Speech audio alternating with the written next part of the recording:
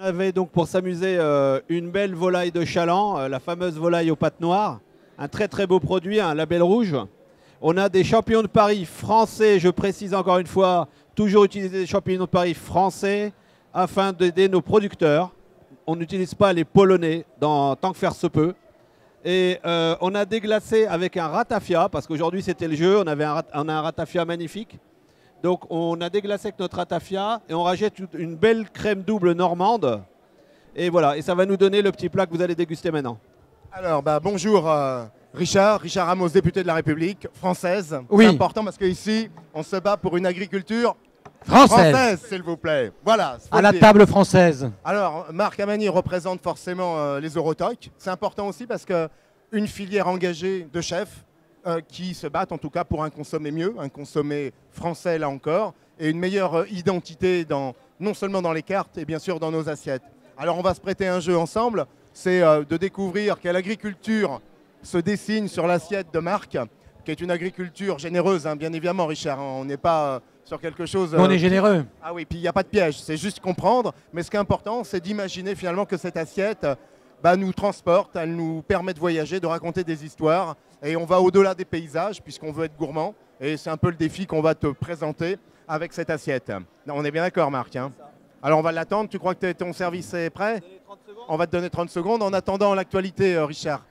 L'actualité, c'est finalement, comme il y a les retraites à l'hémicycle, on a battu en retraite au Salon de l'Agriculture cette grande ferme française. C'est important. Et donc c'est important puisqu'on sait que les consommateurs sont urbains. Oui. Et une fois par an, ce beau rendez-vous régulier, c'est vraiment la ferme qui arrive à Paris, qui arrive dans l'urbanité. Donc c'est une belle rencontre entre le monde rural et puis le monde urbain. Alors on n'a jamais assez besoin de nos députés, en tout cas, pour défendre l'engagement politique, en tout cas sur notre agriculture, parce qu'elle est chahutée, il faut le savoir, il faut le reconnaître également. Et on a besoin, ici et là, de défendre en tout cas nos lignes, hein, c'est important. Mais c'est sûr, mais vous savez très bien que en ce moment, il y a un peu d'agribashing. Oui.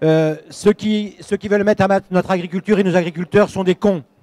Et donc, et on le voit sur le salon, les gens aiment les paysans. Et donc, que ça soit de la fourche à la fourchette ou de la fourchette à la fourche, il faut défendre évidemment cette agriculture. Et donc, elle est aimée des Français. Donc, voilà. Donc, bienvenue au salon de l'agriculture et bienvenue à tous ceux qui se situent entre la fourche et la fourchette. Et au milieu, il y a aussi des élus, il y a des chefs, il y a des paysans. Donc c'est ça la gastronomie française. Alors Richard, on va se mettre au défi. Te voilà la fourchette, elle est, t'as vu, recyclable. Hein. Donc ici, on est vertueux. Alors on va te laisser imaginer. C'est un plat donc réalisé par Marc. Essaye de nous décrypter l'agriculture que tu imagines derrière cette assiette en tout cas. Regardons l'assiette. En fait, finalement, on a dans une assiette avec le chef, on a la ferme France, c'est-à-dire on y a vu courir une volaille. Oui. On a été regarder les champignons. Alors là, c'est des champignons français de Paris, je crois que j'ai entendu, mais on aurait pu imaginer des girolles de nos forêts. Et puis finalement, on y voit aussi de la crème, donc on y voit des vaches laitières. On y voit évidemment peut-être même revenu à l'huile, mais derrière forcément un petit peu de beurre pour donner un petit peu de goût et de saveur. Donc finalement, demi-sel. Donc vous voyez, on a même la mer qui s'invite avec la, oui, avec. Donc on a finalement la France, on a la forêt, on a la basse-cour, on a la mer, et donc on a le talent du chef. Donc finalement, dans cette agriculture-là, on a ce que nous, on est les députés, c'est-à-dire 577 morceaux de France, 577 morceaux de terroir, mais il n'y a pas de produit sans des chefs qui le subliment. Et là, on a à la fois le morceau de France, la France telle qu'on l'aime, et sublimée par les chefs. Alors on va goûter ça. Ouais. Vous avez vu que il a commencé par mettre certainement de sa poêle en température, puisque on voit que la viande, elle est légèrement la petite réaction de Maillard, comme on dirait dans les écoles hôtelières. Et donc on aura le moelleux, je pense, et on aura un petit peu le côté croustillant. Donc tout y est. Ben voilà. Hervé Tisse nous a rejoint. Moi j'ai appris ça avec Hervé Tisse au Collège de France quand on avait monté les cuisiniers amateurs.